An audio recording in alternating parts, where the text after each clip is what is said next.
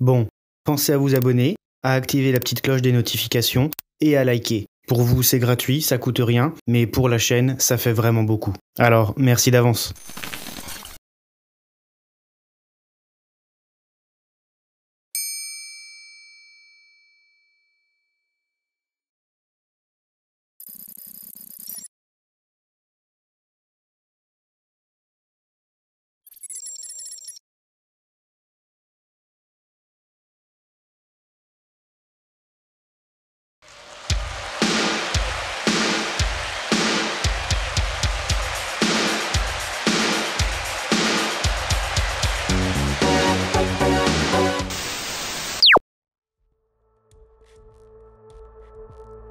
La spiritualité, l'ésotérisme, la connaissance. Tous ces termes sont généralement associés à un enseignement fastidieux et long que l'on doit parcourir de manière isolée, cherchant désespérément dans les ténèbres une infime parcelle de lumière. Pourtant, à en juger par les statistiques de cette chaîne YouTube, la majorité d'entre vous ont eu, à l'instar de votre serviteur, l'insigne honneur de connaître une temporalité unique, une période particulière de notre histoire plus que récente, qui a littéralement imprégné celles et ceux qui l'ont traversée.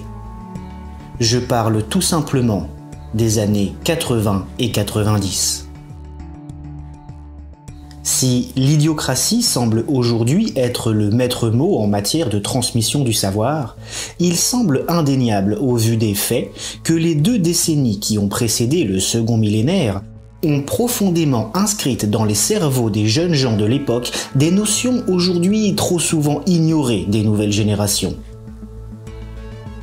Si je vous disais que les dessins animés et magazines pour enfants des années 80 et 90 étaient pour partie des enseignements ésotériques, me croiriez-vous ? Bien évidemment, rien de comparable avec les chefs-d'œuvre actuels tels que Peppa Pig, la Patte Patrouille ou Pokémon. Mais vous allez pouvoir constater par vous-même que les anciens programmes pour enfants étaient en réalité une véritable source initiatique. Je vous parle d'un temps que les moins de 20 ans ne peuvent pas connaître. C'est pourquoi je vais une fois de plus faire mon père Castor et vous narrer quelques exemples précis attestant de cette notion initiatique.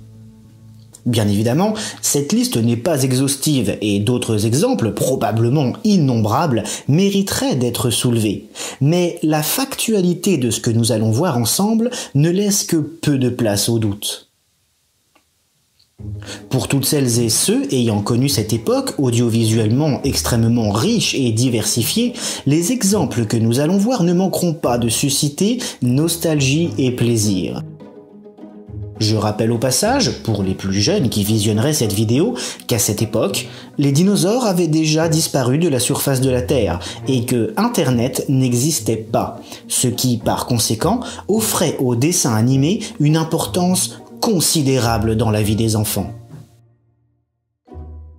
Si Denver, Isidore, Lucie l'amour et rock'n'roll ou les Tortues Ninja ne sont que de simples scénarios basiques destinés à élaborer une histoire divertissante et légère, ou à nous pousser à acheter des jouets, d'autres séries de cette époque comportent de réelles notions mystiques et de véritables bases pour une initiation ésotérique et spirituelle. Prenons par exemple Clémentine, un dessin animé franco-japonais de 1985, où on retrouve une jeune fille de 10 ans nommée Clémentine, d'où le titre de la série, qui, suite à un accident d'avion avec son père causé par le mystérieux démon Malmoth, se retrouve tétraplégique. Elle parviendra cependant, accompagnée par la fée Éméra dans sa bulle bleue, à vivre d'innombrables aventures durant son sommeil où elle retrouve l'usage de ses jambes et poursuit la lutte contre les forces démoniaques de Malmoth. Si le synopsis semble malgré tout assez anodin, on peut y voir une introduction idéologique au voyage astral, aux différents plans et à l'existence d'entités maléfiques œuvrant sur Terre. La symbolique visuelle de cette série est également très forte, puisque Malmoth, le démon, est représenté sous la forme de flammes humanoïdes rougeoyantes, tandis que Emera, la fée cherchant à détruire le mal, apparaît dans une aura bleue. L'opposition des teintes bleues et rouges, associée à l'opposition idéologique des personnages, marque donc clairement une dualité indéniable. Outre le côté tragique de cette série, avec une enfant de 10 ans qui se retrouve handicapée à vie suite à un accident d'avion, et où son père lui dira tout de même textuellement « Au fait, Clémentine, tu avais vraiment raison pour la course. On a gagné 288 km/h, nouveau record mondial, tu te rends compte ?» qui, vous en conviendrez, est totalement abject au vu des circonstances. Ce qui ressort le plus dans ce dessin animé est très clairement le voyage astral, avec les multiples sorties extracorporelles réalisées par Clémentine, instaurant l'idée d'une pluralité de plans, physiques ou non, ainsi que la possibilité de voyager de l'un à l'autre. Continuons avec une autre série culte des années 80, Les Mondes Engloutis, un dessin animé français de 1988. Alors, je vais pas vous mentir, j'ai personnellement jamais été fan de cette série, et pour de nombreuses raisons. Premièrement, j'ai toujours trouvé le générique particulièrement angoissant, tout comme la mini-série Téléchat, avec ses marionnettes cauchemardesques, ses visages humains posés sur tout type d'objets, et ses gluons carrément effrayants. Mais ça ne regarde que moi. Et deuxièmement, je n'ai jamais vraiment trop compris l'histoire de ce dessin animé des mondes engloutis. Mais il y a pourtant une grande notion initiatique et ésotérique dans cette série. Et quand bien même je ne suis pas fan, je dois bien le reconnaître. Je ne m'attarderai pas sur Bic et Bac, les deux pangolins étant probablement à l'origine du Covid-19, puisqu'étant les plus anciennes formes de vie de la cité d'Arcadia. J'imagine qu'ils ne servaient qu'à nous prévenir 30 ans plus tôt de l'arrivée d'une terrible pandémie mondiale, dont le nombre de morts correspondra exactement au taux de mortalité normal de la population mondiale. Plus sérieusement, le scénario des Mondes Engloutis fut directement inspiré de la légende de l'Agartha et de la Terre Creuse. Dans cette série, on retrouve notamment un monde souterrain abritant la cité ancestrale d'Arcadia, où résident ceux qui vivent en dessous. On apprend également que des archives secrètes témoignent du fait que, bien avant, les habitants du dessous vivaient à la surface, mais qu'à la suite d'un terrible cataclysme, leur île fut précipitée sous la surface de la Terre.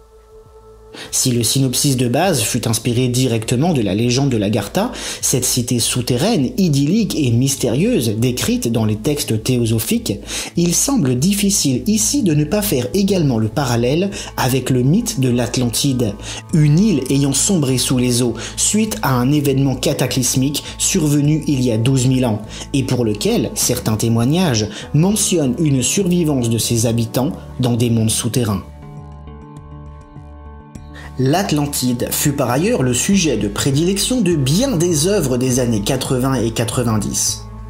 Si cette civilisation légendaire n'apparaît dans les mondes engloutis que comme un parallèle lointain et non énoncé directement, ce ne fut pas le cas dans le numéro 126 du magazine Mickey Parade, paru en juin 1990, où l'on retrouve, au milieu des jeux de mots fléchés et autres aventures de Picsou et Donald, une mini-aventure en 2 parties nommée « Comment nous perdîmes l'Atlantide ».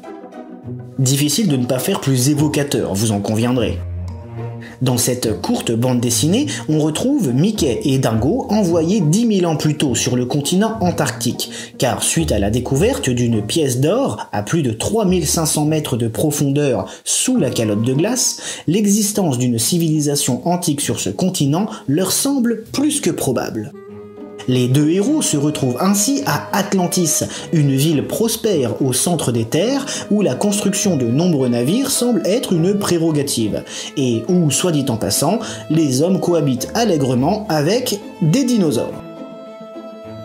Mickey et Dingo apprendront de la bouche même du roi d'Atlantis qu'une terrible catastrophe, prédite par des sages depuis des temps immémoriaux, est sur le point de se produire. Et c'est là que ça devient encore plus intéressant, accrochez-vous bien. Il s'agit de la prophétie de Utnapishtim, inscrite dans le rouleau de la sagesse, qui annonce qu'un astéroïde nommé Baal va entrer en collision avec la Terre, traversant le ciel telle une flèche, et que son impact provoquera une vague dévastatrice qui submergera toute chose sur la planète. D'où la construction des navires au centre des terres. Bon, finalement, Mickey et Dingo ne servent à rien du tout et l'astéroïde Baal frappe la Terre, modifiant le positionnement de l'écorce terrestre, faisant basculer l'Antarctique au pôle sud et anéantissant tout sous un raz-de-marée planétaire. Seuls les survivants d'Atlantis parviennent à survivre grâce à leurs navires et partent en différents points de la planète, Amérique latine, Mexique, Égypte et Mésopotamie, pour y établir de nouvelles civilisations. Et je vous jure que c'est vrai, tout ceci est dans une bande dessinée pour enfants datant de 1990. Les plus initiés d'entre vous auront d'ores et déjà remarqué les nombreux points initiatiques. Mais, pour celles et ceux à qui cela aurait échappé, nous allons revenir dessus. En fait, c'est assez simple. Toutes les dénominations, localisations ou datations de cette histoire de Mickey sont hautement ésotériques. Outre bien évidemment l'appellation même de la ville de l'Atlantis, faisant référence directement à l'Atlantide, la date à laquelle les deux héros sont envoyés dans le passé n'a rien d'anodin. Il remonte de 10 000 ans dans le passé, soit la datation supposée par Platon de la disparition même de l'Atlantide. La prophétie de la catastrophe inscrite sur le rouleau de la sagesse est dénommée prophétie d'Utnapishtim, ce dernier étant le seul et unique survivant du déluge antique choisi par les dieux mentionné dans l'épopée de Gilgamesh, un récit mésopotamien de plus de 3500 ans. On continue ? L'astéroïde qui frappe la Terre et anéantit de ce fait la ville d'Atlantis est dénommé Baal. Or, dans certains textes théosophiques, l'illustre civilisation atlante fut sujette à une division idéologique de ses dirigeants, avec d'un côté les fils de l'un, œuvrant dans la tradition et le respect de la vie, et de l'autre les fils de Baal, nourris par l'ego et ne convoitant que pouvoir matériel, richesse et domination du monde. Donc, d'une certaine manière, Baal est responsable de la disparition de l'Atlantide, tout comme l'astéroïde du même nom est responsable de celle d'Atlantis dans la BD de Mickey. Un dernier pour finir ? Les localisations précises où les survivants d'Atlantis se rendent afin de faire renaître des civilisations humaines. Nous y retrouvons le Mexique, siège des Mayas avec leurs pyramides et leurs calendriers légendaires, mais également la Cordillère des Andes avec les constructions cyclopéennes du Pérou et les pierres d'Ica montrant des hommes cohabitant avec des dinosaures. Les survivants d'Atlantis ont également, dans cette bande dessinée, migré vers l'Égypte, au lieu de l'ésotérisme et de l'initiation de l'Antiquité, et vers la Mésopotamie, reconnue historiquement comme le berceau de l'humanité, de l'écriture et de la civilisation moderne. Et je vous passe bien évidemment le raz-de-marée planétaire qui submerge tout et détruit complètement l'ancien monde, représentant le légendaire déluge biblique ou la mythique disparition de l'Atlantide sous les eaux. Là, franchement, si vous n'êtes pas convaincu avec tout ça, je sais pas ce qu'il vous faut. Quoique... Si, attendez, j'ai encore quelques trucs pas piqués des hannetons. Quand on parle de dessins animés des années 80 et d'ésotérisme, il y a une série qui revient systématiquement. Les mystérieuses cités d'or. Cette œuvre franco-nippone semble effectivement avoir inscrit dans les esprits de celles et ceux l'ayant regardé de très fortes notions initiatiques, et à juste titre. Bon, déjà, l'histoire se déroule au XVIe siècle en Amérique du Sud, au cœur des explorations de ces terres lointaines et mystérieuses. Et en bonus, à la fin de chaque épisode, on avait un super mini-documentaire sur les cultures, la faune et la flore de cette partie du monde. Mais surtout, ce dessin animé regorge de symboliques et de notions très particulières. Pour commencer, les deux personnages principaux, à savoir Esteban et Zia, portent autour du cou des pendentifs hautement symboliques. Esteban, le jeune garçon espagnol de 12 ans, et Zia, la jeune fille inca, arborent des médaillons représentant une lune et un soleil imbriqués. Outre le fait que ces pendentifs symbolisent l'union sacrée, celle de la lune et du soleil, du jour et de la nuit, et donc l'unité et le tout, ils sont indispensables pour trouver la voie des cités d'or. Nous avons donc ici la symbolique du soleil et de la lune associée à l'opposition homme-femme et même européen et inca. La confrontation de deux mondes, de ces opposés ne formant pourtant qu'un seul et unique tout, y est déjà admirablement représenté. Ensuite, cette série met en avant la quête de l'or, celui des 7 cités d'or légendaires des Incas. Ce métal possède également une symbolique ésotérique et alchimique très particulière. Outre son simple intérêt pécunier pour l'homme de base, l'homme est le métal des dieux, le plus noble, le plus pur, celui qui ne s'altère pas, qui symbolise la lumière céleste, la chaleur de la vie. Et c'est par ailleurs sa rareté qui lui confère son immense valeur. Si trouver la mythique cité d'or Inca apparaît aux yeux de beaucoup comme l'assurance d'une richesse sans limite, elle symbolise également le fait de se rapprocher du divin, de parvenir au rang des dieux, à la lumière totale des cieux. On notera par ailleurs que les fameuses cités d'or Inca sont en réalité des salles d'archives monumentales, nommées le Grand Héritage, couplées à des espèces de centrales technologiques solaires. La notion même de l'or y est donc associée directement à la connaissance des anciens, au savoir antique des illustres civilisations avancées. Du coup, ils auraient presque pu appeler ce dessin animé les mystérieuses cités de la connaissance. Mais bon, c'est vrai que ça claque moins, je vous l'accorde. Les informations ésotériques de ce dessin animé sont tout bonnement impressionnantes, ce qui explique probablement pourquoi les mystérieuses cités d'or apparaissent en pole position des séries initiatiques pour beaucoup de personnes. Prenons par exemple le 3e personnage principal, Tao, présenté comme ultime descendant du peuple de Mu. Le chara-design et la vision du monde de ce personnage, extrêmement chamanique, s'accordent parfaitement avec la représentation de la civilisation de Mu que l'on peut retrouver dans les textes théosophiques, maîtrisant les forces naturelles telles que le prana, ayant servi à déplacer les statues Moai de l'île de Pâques par exemple. La notion même d'une civilisation antique avancée, établie au cœur de l'océan Pacifique et maîtrisant les forces naturelles du soleil, y est donc présentée. Mais on y aborde également le conflit ancestral et destructeur entre l'empire de Mu et celui d'une grande civilisation antique, n'étant autre que celle de l'Atlantide. D'ailleurs, à propos de l'Atlantide, si on apprend dans la série qu'elle fut détruite en même temps que Mu, suite à la terrible guerre qui opposa ces deux illustres civilisations, on découvre à la fin de l'histoire que les Olmecs ne sont autres que les descendants directs des Atlantes, et plus précisément des combattants atlantes qui se seraient cryogénisés dans le passé pour pouvoir poursuivre leur combat contre Mu dans le futur, enfin leur futur, qui s'avère donc être notre présent. Enfin notre présent passé du XVIe siècle. Bref, vous m'avez compris quoi. En plus, dès le début de la série, Tao, le descendant de Mu, ne peut pas piffrer Esteban, et ce parce qu'il est persuadé qu'Esteban est un survivant atlante. La guerre ancestrale entre Mu et l'Atlantide y est donc déjà présentée et ancrée de manière viscérale dans la psychologie des personnages. Le pire là-dedans, c'est que les millénaires de congélation des Atlantes ont littéralement altéré leur génome, les rendant totalement déficients, et honnêtement, vu leur tronche, ça colle plutôt bien, parce que franchement, ils ont pas l'air frais les mecs. Bref, outre le côté survivance atlante au travers des âges, on peut également faire un parallèle avec les réticuliens, les fameux petits gris de Roswell, qui, si on en croit certains témoignages, seraient en quête de génomes frais afin de remédier aux problèmes génétiques de leur espèce.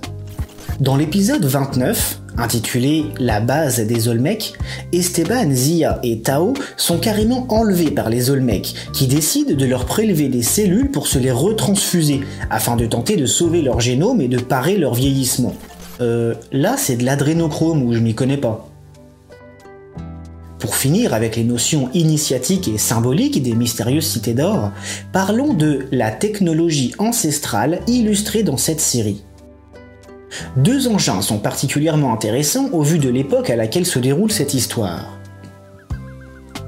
Premièrement, le Grand Condor. Vous pouvez pas le louper, on le voit direct dans le générique. Cet aéronef en forme d'oiseau est initialement associé à un avion en or, mais il n'en est rien. Il est en réalité issu de la technologie antique de la civilisation de Mu et en auricalque, lui permettant de puiser son énergie directement du soleil. Du coup, pour un appareil qui apparaît au XVIe siècle, c'est plutôt classe et assez futuriste quand même. Le second engin technologique de cette série est le Solaris, un gigantesque navire narré comme une légende inca mais qui se révélera bien réel. Étant également un héritage de la technologie de Mu, le Solaris, au même titre que le Grand Condor, est constitué d'auricalque, lui permettant de tirer son énergie directement du soleil. Avec ces deux engins, on retrouve encore la symbolique du duo primordial, au même titre qu'avec les pendentifs du Soleil et de la Lune d'Esteban et Zia. Le Grand Condor et le Solaris représentent les deux oppositions technologiques, l'avion et le bateau, associés directement à deux éléments primaires, l'air et l'eau. Du coup, avec tout ça, je comprends mieux pourquoi les mystérieuses cités d'or sont si souvent nommées le dessin animé ésotérique par excellence. Et pourtant, croyez-moi, il y a encore mieux. Nous allons clôturer ce petit tour d'horizon des séries des années 80 à caractère initiatique avec l'œuvre étant d'après moi la plus riche en informations et en sources diverses. Je vous parle tout simplement de « Il était une fois l'espace ». Cette série d'animation française, diffusée pour la première fois en 1982, est une vision complète de l'ésotérisme moderne, associant néo-évémérisme, mythologie, civilisation antique et ufologie. Pour ainsi dire, c'est le Alien Theory de l'époque, en dessin animé et pour les enfants. Pour être honnête, je ne sais même pas par où commencer avec cette série. Bah tiens, commençons par le plus effarant, l'épisode 18, intitulé « L'Atlantide ». Vous vous doutez bien que le sujet est déjà hautement ésotérique.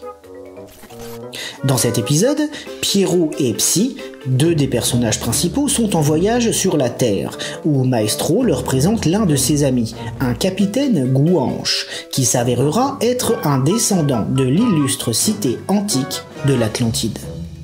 Et là, au milieu de dialogues abordant la réincarnation et la régression spontanée entre Psy et le capitaine Gouanche, on nous sort toute l'histoire de l'Atlantide, comme si on nous racontait les croisades ou la guerre de 100 ans, avec une multitude d'informations que personnellement je considère comme franchement déjà très pointues.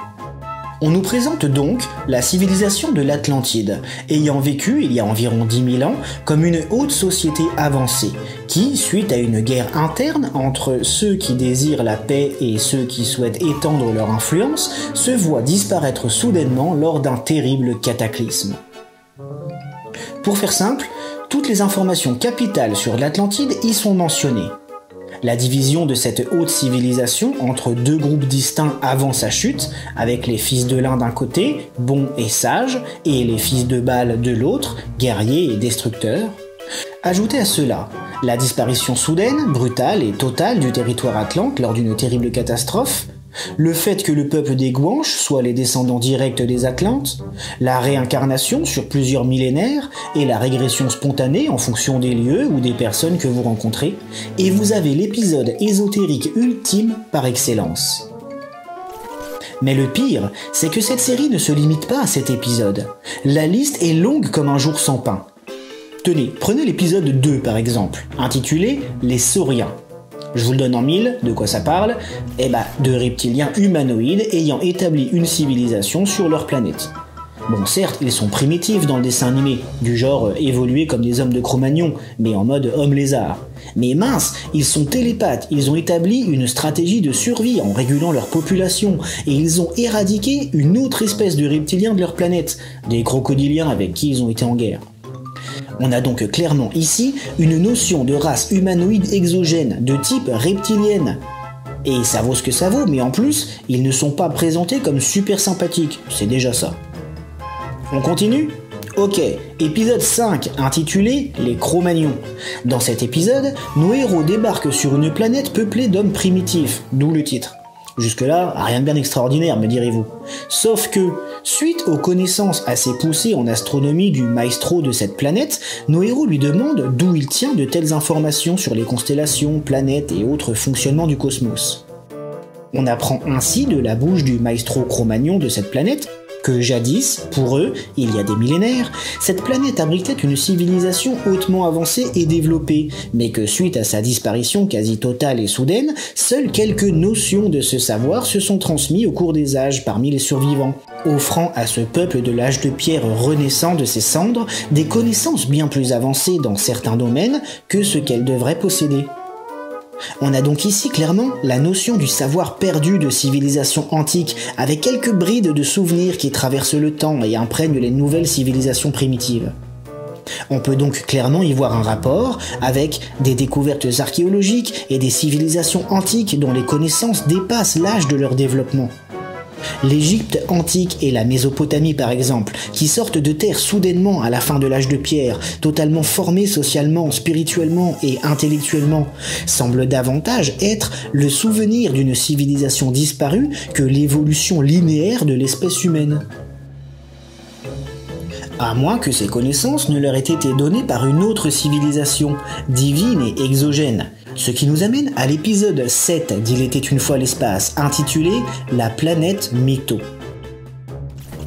Cette fois-ci, nos héros débarquent sur une planète où réside une civilisation humaine relativement primitive, mais socialement assez développée. À vue de nez, je dirais à mi-chemin entre l'âge de pierre et l'Antiquité. Bref, il se trouve que sur cette planète Mytho se trouve un vaisseau spatial écrasé depuis des lustres au sommet d'une montagne. Et je vous le donne en mille, c'est l'Olympe. Les occupants de ce vaisseau, des humanoïdes à la technologie avancée et à la longévité extrême, s'avèrent bloqués sur cette planète car ils ne peuvent pas réparer leur vaisseau par manque de matériaux. Du coup, puisqu'ils vivent super longtemps, qu'ils sont plus grands et plus forts que les autochtones de cette planète et qu'ils possèdent des armes de dingue, ils passent pour des dieux auprès des habitants, régissant leur vie, instaurant les lois et parfois cherchant à séduire les belles primitives. Si ça c'est pas du néo-évémérisme à la sauce mythologie grecque, je sais pas ce qu'il vous faut. On a clairement un peuple exogène plus évolué que le peuple endémique, avec des caractéristiques naturelles et technologiques plus développées, qui deviennent littéralement des dieux pour les malheureux primitifs autochtones. Et le pire, c'est que quand nos héros leur proposent de les aider à réparer leur vaisseau Olympe pour qu'ils puissent retourner chez eux, les dieux refusent, car au final, ils préfèrent leur statut divin à leur vie normale. Cette série est un véritable nid de notions ésotériques et initiatiques. Le pompon revient tout de même au dernier épisode, le 26, où l'on découvre carrément des niveaux supérieurs d'évolution. Si, je vous jure. Suite à la grande bataille finale qui oppose toutes les formes d'humanité de la galaxie à la civilisation mécanique des robots nés de l'intelligence artificielle, nos héros rencontrent une forme de pensée supérieure qui leur explique qu'à l'origine, tout n'était qu'esprit et que l'univers et l'humanité furent créés pour expérimenter la matérialité. Le Gugus précise même que le but de toute humanité, quelle qu'elle soit, est de retourner vers la source originelle, et que pour cela, les hommes doivent combattre leurs instincts primitifs et s'élever spirituellement par leur propre travail personnel. Bref, il nous stipule que la matérialité n'est en rien l'absolu, et que l'essence même de l'homme est immatérielle, et qu'il doit tendre vers sa propre élévation. Du coup, c'est quand même pas mal niveau ésotérique et initiation spirituelle pour un dessin animé pour gamins, vous trouvez pas ? Surtout que ce passage survient dans les 5 dernières minutes du dernier épisode. Ça fait quand même 25 épisodes et demi qu'on nous bassinait avec la Confédération Galactique, le niveau d'évolution matérielle des différentes civilisations, leurs technologies, leurs armes, leurs vaisseaux. Et là, bam! Dans les 5 dernières minutes du truc, on nous balance que, non en fait, seule l'élévation spirituelle compte et que la matérialité n'est en rien la finalité de la vie. Et en plus, c'est 5 vraies minutes montre en main, pas comme les 5 minutes de Freezer sur la planète Namek qui ont duré 2 heures, 38 minutes et 55 secondes. Bon, ça c'était juste pour le petit clin d'œil à Dragon Ball, parce que Dragon Ball, c'est la vie. Je vais clôturer ce petit tour d'horizon des messages initiatiques des dessins animés des années 80 et 90 par un dernier exemple. Bon, pour celui-là, je vais pas vous mentir, c'est juste parce que je tenais à le placer absolument dans la vidéo, mais plus par nostalgie que par réel ésotérisme. Si je vous dis inscrit pendant 10 semaines au top 50 en 1986. Non? Rien? Et si je vous dis meilleur générique de toute l'histoire de l'humanité intergalactique? Ah bah voilà, là vous avez trouvé Jace et les conquérants de la lumière. Bon, l'animé était franchement moyen, voire pas terrible du tout en fait, en plus de n'être en réalité qu'une publicité de 20 minutes par épisode pour nous vendre des jouets américains tout pourris. Mais ce générique, waouh! Entre la musique terrible, les paroles hyper hypantes et l'animation qui a bouffé 99% du budget de la série, c'est littéralement la masterclass des génériques.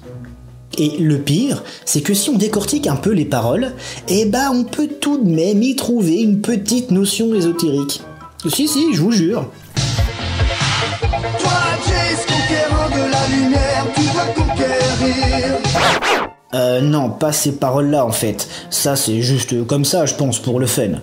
Je vous parle plus des paroles des autres couplets, genre illumine les chemins obscurs de l'univers, ou une force en flamme qui brûle tout au fond de toi, ou encore mais si tu ne perds pas la foi, tu trouveras la voie, ou bien ne laisse pas ta foi mourir parce qu'un jour tu gagneras la liberté de vivre. On peut donc y percevoir une notion de quête, pourquoi pas initiatique, avec cette référence permanente à la lumière et donc à la connaissance et à la voie de la sagesse. Ouais, je sais, c'est maigre comme argumentaire, mais je tenais vraiment à inclure le générique de Jace dans cette vidéo, et maintenant c'est fait. Et faute d'être réellement initiatique, je pense qu'avec ce générique, je vous aurais au moins apporté un peu de nostalgie et le sourire. Et ça n'a pas de prix. Il existe probablement encore bien d'autres exemples de séries, de dessins animés ou de littérature pour enfants des années 80 et 90 qui regorgent de notions ésotériques et initiatiques.